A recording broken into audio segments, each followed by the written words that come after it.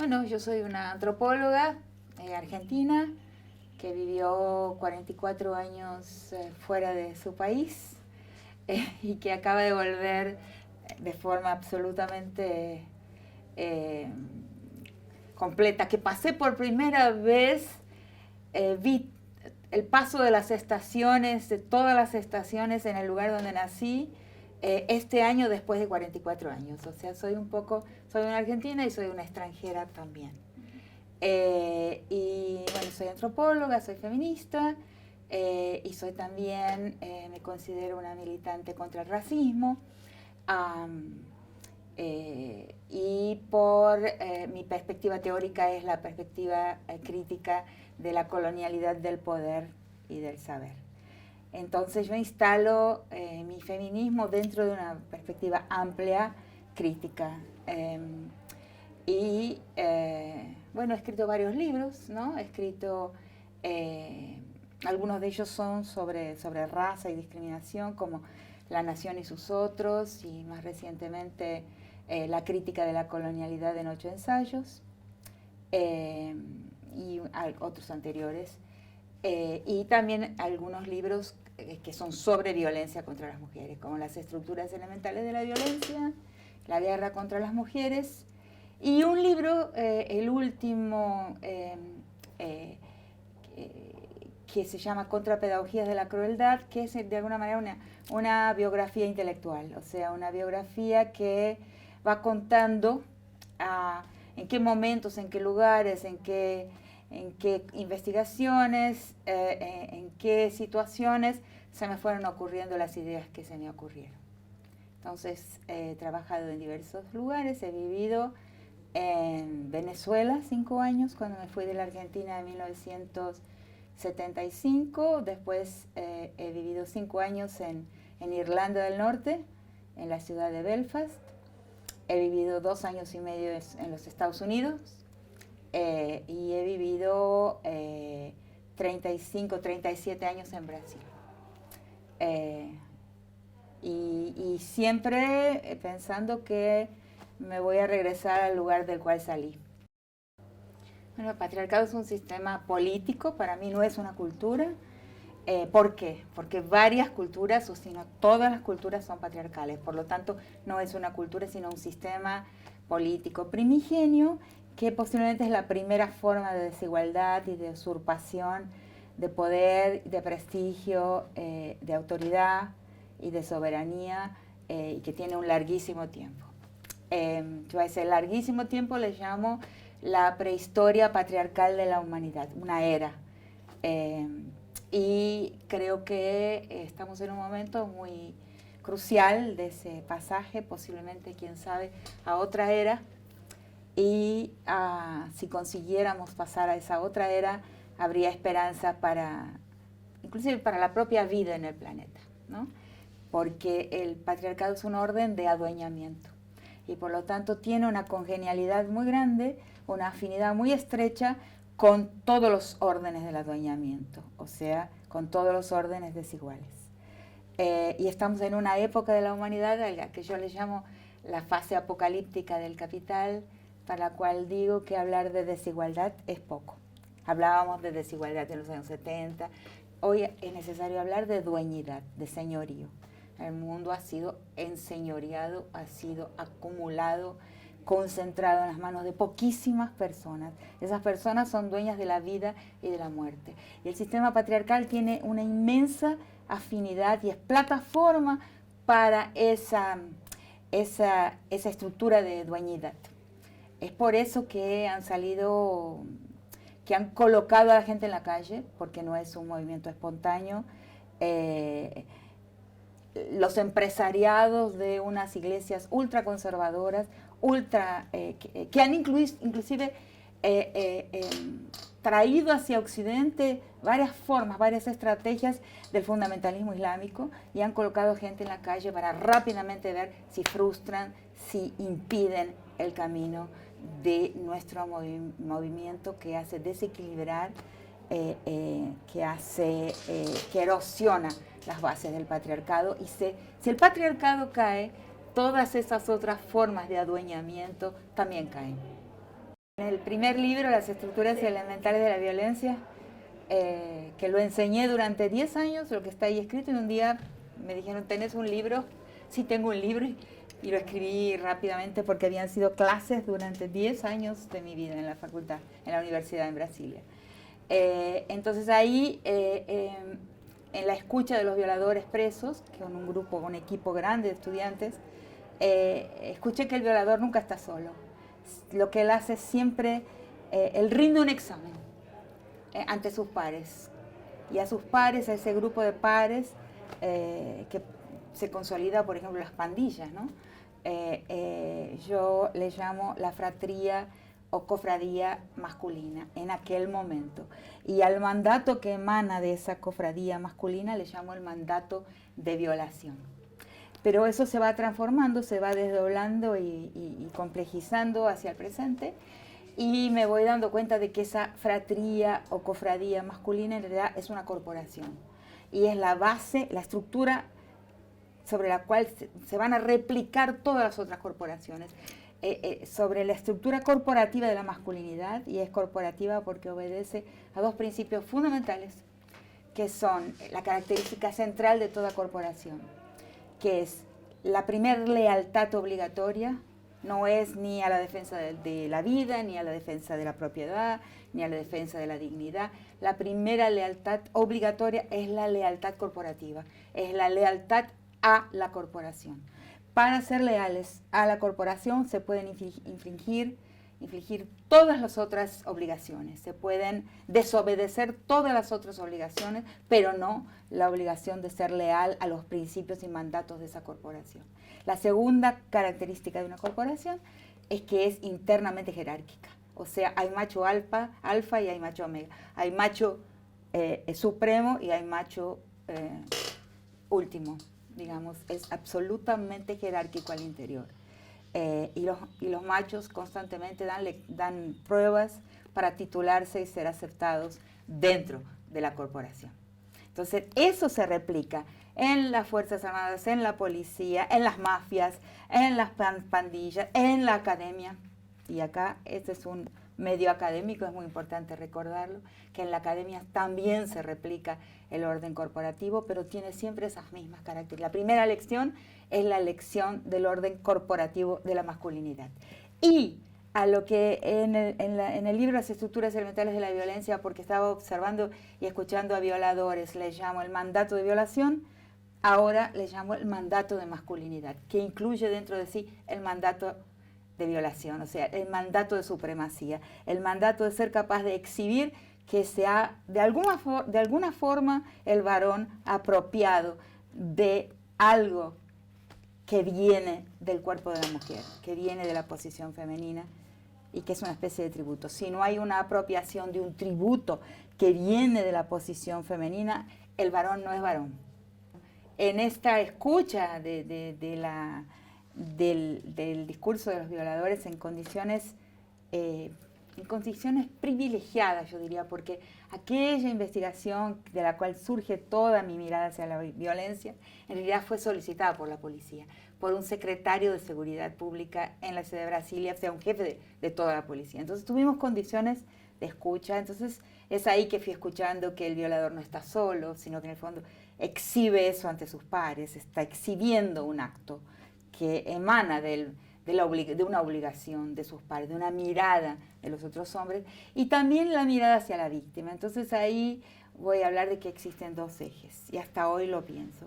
Un eje vertical, y ese es el que toman las tesis cuando hacen su gran performance feminista. ¿Qué toman? Lo que digo sobre el eje vertical, que es el violador es un sujeto moralizador, es el sujeto moral por excelencia, no es un desviante, no es un ser solitario, no es una anomalía, sino que representa el orden moral de la sociedad y viola a la víctima para disciplinarla. Entonces, el discurso moralizador está siempre presente en la acción del violador.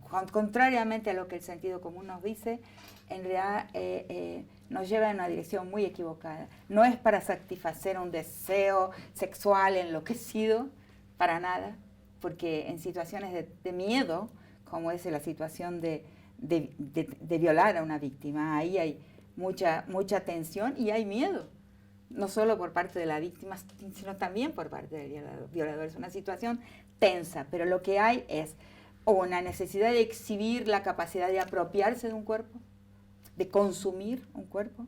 La consumición y el consumo están profundamente asociados a ese acto. Y la idea de que ese cuerpo merece ser violado. Y esa es muy arcaica, muy atávica. Es la idea de la vulnerabilidad moral de las mujeres, que le permite al violador avanzar sobre ellas porque él tiene una superioridad moral sobre ellas. Eso es lo que toman las tesis cuando dicen el violador eres tú, y se comprueba por el hecho de que la policía es violadora en todas partes. Y la policía debería ser la autoridad. Yo no hablo del trabajo de cuidado como asalariable. No creo que lo sea. No creo que pueda hacerlo. Fíjate, por ejemplo, puedo tener una empleada doméstica. Yo le puedo pagar un salario igual al mío. Pero nunca conseguiré pagarle el afecto. El afecto no es pagable. No creo que pueda ser comprable. Y si vamos a usar a Marx, vamos a acordarnos de que para Marx el trabajo asalariado es un trabajo alienado. Y yo no creo que esté en nuestro propósito alienar el trabajo del amor. No lo puedo creer. Sería maravilloso que alienar fuera algo bueno. Yo no puedo comprar un recurso humano, comprar horas de tiempo con salario, porque sería igual a alienar el trabajo amoroso del cuidado. Y esa parte queda siempre como un limbo económico porque pertenece a otro sistema económico. Entonces, podríamos hablar, pero tendría que extenderme mucho. No podría, o sea, una de las formas es que, por ejemplo, en la macroeconomía las mujeres recibimos salarios, todas recibimos salarios menores que los hombres, tenemos menos acceso a las posiciones de autoridad, dirección en las empresas, en la academia, en todos los lugares de actuación, siempre tenemos, raramente accedemos a las jefaturas, ¿no? Y cuando accedemos es porque tenemos que hacer muchos sacrificios sobre nuestro estilo de gestión. O sea, tenemos que de alguna manera masculinizarnos, inclusive en la universidad. Entonces, hay, digamos, género de las funciones. Hay género del papel social. A veces cuando entramos en ciertas funciones o en ciertos papeles sociales, somos atrapadas por el estilo de gestión de esa posición, que ya tiene un género y que en general cuando esa autoridad es masculina. Entonces vos ves muchas mujeres que abdican de estilos de politicidad que son femeninos cuando entran en las funciones de mando, de autoridad. Todo eso tiene que ser pensado. Tengo una cátedra que se llama Cátedra Aníbal Quijano en el Museo Reina Sofía de Madrid. Entonces hay una frase de Aníbal maravillosa que dice, ¿es posible un pensamiento de izquierda con una episteme de derecha? O sea, y ahí vemos la convergencia inmensa entre el mundo soviético y socialista y comunista y el mundo capitalista. Los dos son eurocéntricos, los dos tienden al productivismo, a la competitividad, en fin, no tienen grandes diferencias en sus metas. Quizás en la distribución sí, pero no en ciertas metas de cómo se trabaja y cómo se acumula. En una acumula el Estado para después distribuir, en otra acumulan las corporaciones privadas. Es una gran diferencia, pero digamos, el eurocentrismo está en los dos proyectos históricos. Entonces, la episteme. ¿Cómo sería una episteme otra? ¿No? Y ahí nosotros, las personas que adherimos a la perspectiva de la colonialidad del poder, pensamos que la comunidad nos enseña otra cosa. El mundo comunal, la estructura comunal, nos enseña otras metas históricas, pero ese es otro tema. Otras metas de bienestar, ¿no? Otras metas de felicidad, diferentes a estas dos grandes metas que basan su definición en una idea de Estado. O sea, la marcha es a través del Estado. Las corporaciones se valen del Estado y la marcha al comunismo, a la sociedad o la utopía comunista también se vale del Estado, aunque se disuelva el Estado al final, pero el Estado es una pieza fundamental. Y yo tiendo a tener cada vez más una fe muy restricta en el Estado. No tengo una gran fe estatal.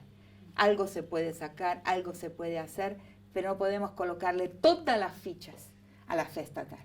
Esa es mi posición.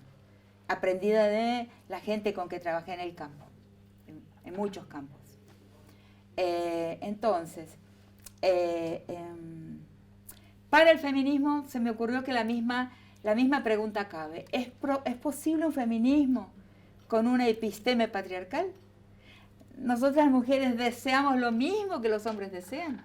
El poder, estar en el papel del dominador y una serie de otras cosas que hay que pensarlas. El salario generalizado. Cosas. O sea, ¿cómo sería una episteme feminista? El feminismo ha trabajado en estas búsquedas, ¿no? Yo hablo mucho de la politicidad femenina como diferente a la politicidad masculina. ¿Qué quiere decir? A la gestión masculina que va a dar en la esfera pública, en el Estado, como muy distinta a la politicidad femenina que gestiona la vida de otra forma, tiene otras características. Pero ese es un trabajo mancomunado que es necesario pensar entre muchas. Una sola cabeza no da. ¿Cómo sería una episteme otra? Que daría en un activismo otro. Por ejemplo, no en un activismo vaciado y envasado en la idea de una superioridad moral. Cuando aparece la idea de la superioridad moral en el feminismo, ¡ay Dios! Me da ganas de salir corriendo. Yo no adhiero a ninguna forma de superioridad moral, porque la superioridad moral es el caballito de batalla del patriarcado y del poder, y siempre fue. Tenemos que ir de otra forma. La cuestión de las mujeres se encuentra omnipresente en el campo discursivo, en los medios, en las series de televisión, en fin, en todo el espacio discursivo las mujeres hemos plantado bandera y nuestros temas aparecen. Por otro lado, en el campo de la violencia no hemos conseguido ni siquiera retener y estacionar la incidencia de los feminicidios. Y eso tiene que ver con... hay dos visiones sobre eso, ¿no? Una a la cual yo no adhiero, que es, bueno, es el revanchismo de los hombres porque las mujeres están... Y eso no se comprueba. Si vos me hablas de la escena íntima, cónyuges, novios, en que la mujer se va mostrando más exitosa, consiguiendo una carrera mejor, ahí surge, en muchos casos, no en todos, no es necesariamente, pero en muchos casos surge una tensión porque se rompe la necesaria asimetría de la relación de género. Y ahí sí, pero en una violación de calle, como La Manada o como lo que le pasó a Micaela, va una muchacha por la calle y alguien la domina, la viola y la mata, ahí no, el hecho de que ese violador no está pensando, la voy a matar y violar porque las mujeres están ganando más sueldo que los hombres, no. La teoría de la venganza, de la revancha masculina, no funciona porque no podría funcionar en agresiones anónimas. Yo creo que porque los hombres están sufriendo una emasculación que es consecuencia de la época. O sea, el hombre hombre en posición masculina y dueñidad, como dije, son enormemente afines. Los hombres hoy, su dueñidad está secuestrada por los grandes dueños, por el patrón. O sea, el señorío se ha reinstalado, como si viviéramos una refeudalización. Entonces, ese hombre ha perdido su masculinidad por la fase económica que enfrentamos, por la gran concentración del poder político y del poder económico, los dos. Y la poca participación, tanto política, eso es muy importante pensarlo, o sea, porque un Estado que no permite a la gente una amplia autopercepción como que están participando en la construcción de ese Estado, y hoy eso no se da, eso genera rencor y resentimiento, que es un problema serísimo del presente. Entonces, a ese hombre solo le queda la violencia, solo, no tiene otra forma. Y ahí aparece la quinta esencia de lo que es la masculinidad, que es esa necesidad de soberanía sobre una parcela, sobre los cuerpos y territorios, y solo queda la violencia para esa soberanía.